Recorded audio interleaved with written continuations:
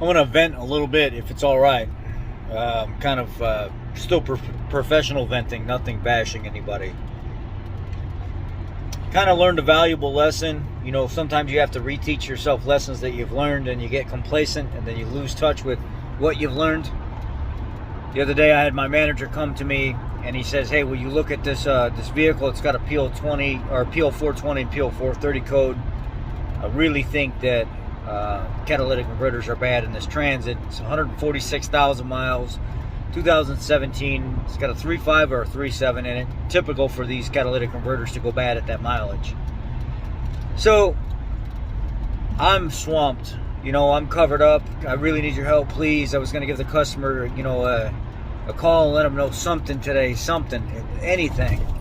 So I'm trying to help him out. You know, I'm trying to do what I can as a team player, but sometimes you just can't be a team player. There was a part of me that wanted to tell him, no, pull it outside and I'll get to it whenever I can. I just can't get to it right now. But I grabbed my my Phoenix Light 2 from Topdon.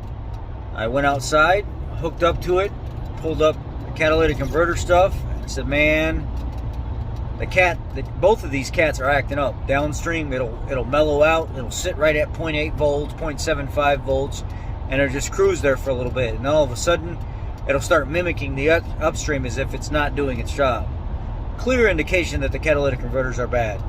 So I get up underneath the vehicle, and I start banging on the cat, and both of them are making like a sand type noise. Now you got to be careful because they have like little noise vibration things, little catalysts or little boxes off of the catalytic converter. So you got to know the difference between the sound of that thing and a cat that sounds like marbles. One sounds like a little bit like sand, the other one sounds like chunks of marbles bouncing around. So the cat's bad for sure. So I go back in the shop and I'm like, look, both of these cats are coming apart. It's like $1,600, and then with tax and stuff like that, it's $1,800 because it's a whole entire Y-pipe system. And you got to remove subframe and everything out of the vehicle. There are other ways to do it too, which I won't go into here, where you can section the exhaust and put it in piece by piece. And anyway, you got to remove the subframe. The bolts always rot out in the body and stuff on these things. So then you're struggling, fighting, getting the subframe out of it. Engine cradle, subframe, whatever, you know, whatever you will. You guys know that work on these things, what I'm talking about, by those bolts that rot out and freeze up in the body. Sorry, that's my foam cup rubbing on the dash. So I quote everything out. It's a lot of money. 6 hours labor, all the nuts and bolts and gaskets and everything that I need to get the job done. Customer approves the ticket. They at first were on the fence and they're like, yeah, it's an old vehicle. We don't know if we want to put any more money into it.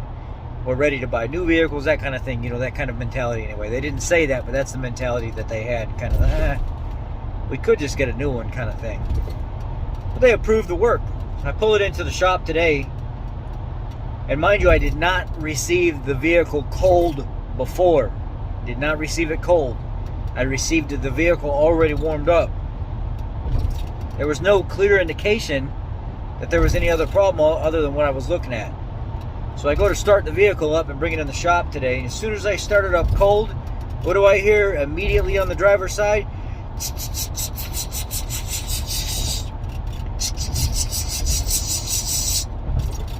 As it warmed up about 30-45 seconds, all of a sudden the sound goes away and there's no more. You've got to be kidding me. I'm thinking to myself, son of a... My gut instinct when I was first asked to help was put the vehicle outside, let it cool off, and let me take the vehicle cold. I don't want it warmed up from you. I can't experience everything when the vehicle's warmed up. I want it cold.